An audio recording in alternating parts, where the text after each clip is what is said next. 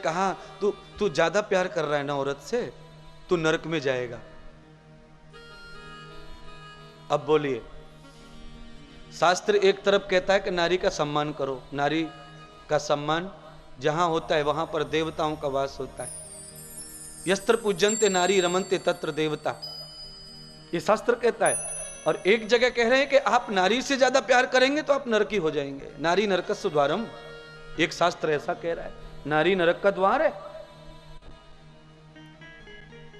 क्यों नरक का द्वार किस लिए? क्योंकि नारी के अंदर सबसे बड़ी खूबी है कि वो आकर्षण वाली होती है, उसमें बहुत आकर्षण होता है। सावली हो काली हो, लोगों को चलता है, पुरुषों को काली चलती है, पर उनके मन अनुसार उन्हें प्राप्त हो जाए। फिर क्या धर्म क्या अधर्म, क्या अच्छा क्या बुरा, सब बंद हो जाता, आदमी की सोच खत्म हो जाती है। नरकस्य तत्व भोगम न क्रियताम, नारी के अंदर कई चीजें ऐसी परमानेंट होती हैं जो अध्यात्म में बाधा डालती हैं, रुकावट डालती हैं। जैसे उनका प्रसव होना, पीरियड्स होना, मासिक होना, गर्भ धारण करना, ये सब रुकावट डालती रहती बेचारियों के जीवन में। ये 7 दिन इनको ऐसा नहीं चलेगा, 5 दिन ऐसा नहीं चलेगा, ऐसा नहीं चलेगा, ये रुकावट है उनके जीवन की। और मैं सभी बहनों से प्रार्थना करूंगा कि अगर हमारे पति का तुलसीदास जी की तरह कल्याण होने वाला है तो हमें भी अपने पति को घर से निकाल देना चाहिए। पर वो राम का हो जाए, हनुमान का हो जाए, वो भगवान का हो जाए, वो मेरा पक्का पति हो जाए। आपके साथ भी अन्याय हो रहा है, कौन कर रहा है अन्याय? तुम्हारी बुद्धि, तुम्हारा मन तुम्हारे साथ अन्याय कर रहा है, तुम्हारी बुद्धि तुम्हारे साथ अन्याय कर रही है, तुम्हारा मुंह, तुम्हारी आंख, तुम्हारे कान तुम्हारे साथ अन्याय कर रहे हैं। इन दैत्यों को, इन दुष्टों को सुधारना है। और कौन सुधारेगा? कोई क्रांतिकारी महात्मा सुधारता है।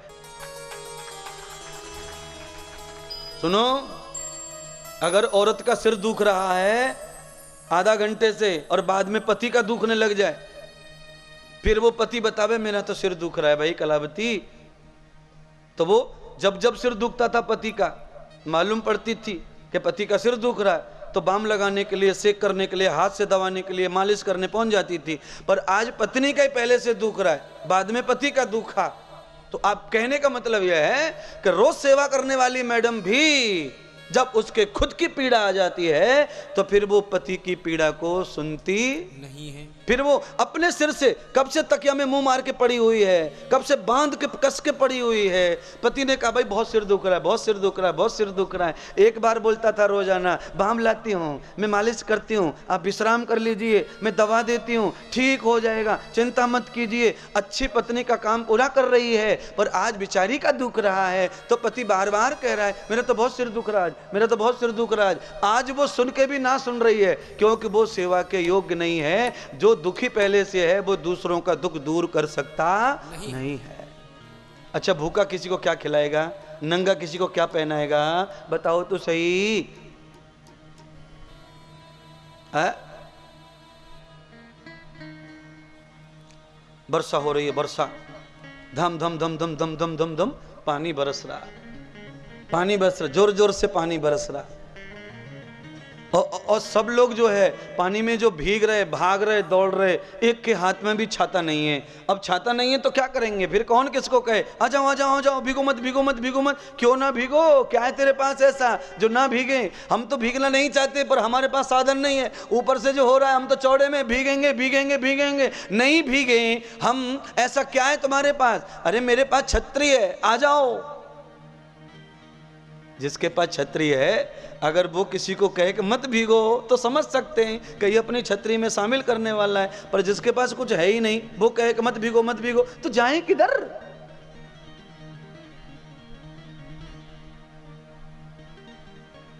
पर तुम्हारे घरों में ऐसा ही होता है।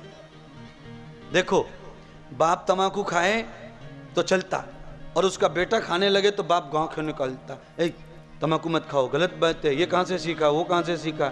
ये कहीं से नहीं सीखा, तू ही तो गुरु है इसका।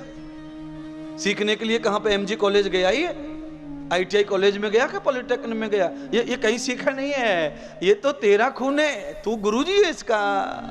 कौन? तू गुरु भाई, ये तो पिताजी आपसे सीख के ही आया है माँ के पेट से, ये तो वही करने वाला है। क्योंकि चूहे का जो बच्चा होता है ना, वो मकान बनाने के लिए धरती खोदता है और उसका गुरु कोई नहीं होता। चूहे का गुरु बताओ भाई, वर्मा जी तुम्हारे घर में चूहा है क्या?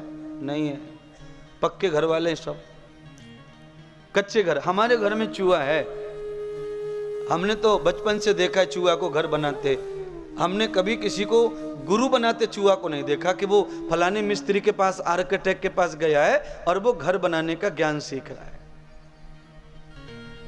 चूहे का बच्चा तो घर बनाने के लिए माँ के पेट से ही सीख के आता है, देख देख के, पीछे चल चल के अपने माँ बाप के सब सीख लेता है। इसीलिए हम समाज में क्लास में जाके नहीं बिगड़ते, नहीं सुधरते, हम स्कूल में बिगड़ते सुधरते नहीं है, हम रूटीन में रोज अपने घर से शुरू करते हैं बिगड़ना और सुधरना।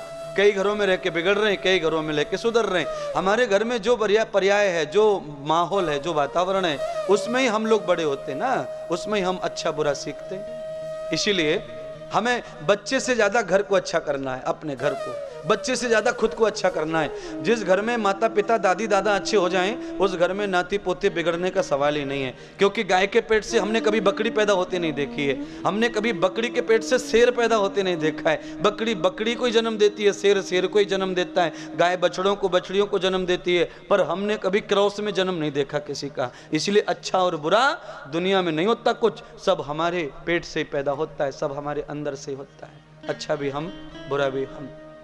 करो, आप बुरे हैं मैं ऐसा नहीं कह रहा हूं, पर आप जहां जहां गलती करते हो, जहां जहां त्रुटि करते हो, जिसकी वजह से आपका सुख जा रहा है, समृद्धि जा रही है, उन्नति जा रही है, मानवता जा रही है, शांति जा रही है, वो नहीं जानी चाहिए। उसके लिए ही परमात्मा ने ये शास्त्रों की रचना की है, पुराणों की रचना की है, ग्रंथों की रचना की है। सत्संग का प्रभाव आज तक ब्रह्मा विष्णु महेश से लेके सब सत्संग की महिमा गाते आ रहे हैं। सब क्यों गा रहे? क्योंकि सत्संग के बगैर तो भाई मनुष्य का जीवन पल भर भी आगे नहीं बढ़ता।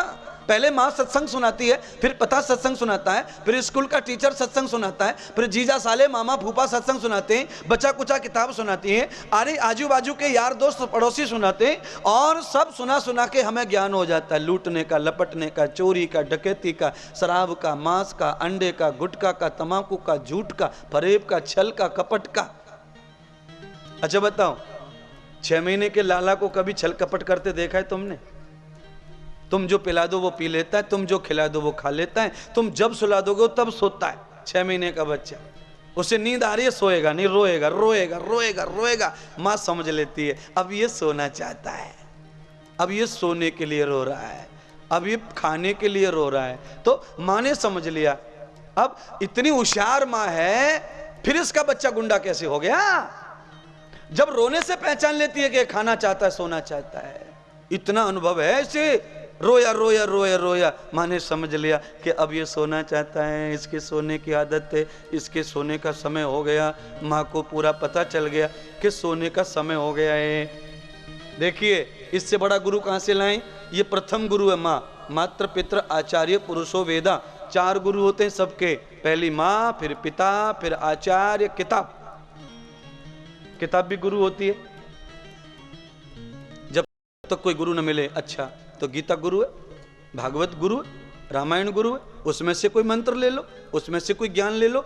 जीना सीखना है तो कहीं से भी मिल जाएगा, पर जिन्हें कुछ सीखना नहीं है उनके लिए तो रामायण भी कुछ काम की नहीं है, भागवत भी नहीं, मैं भी नहीं।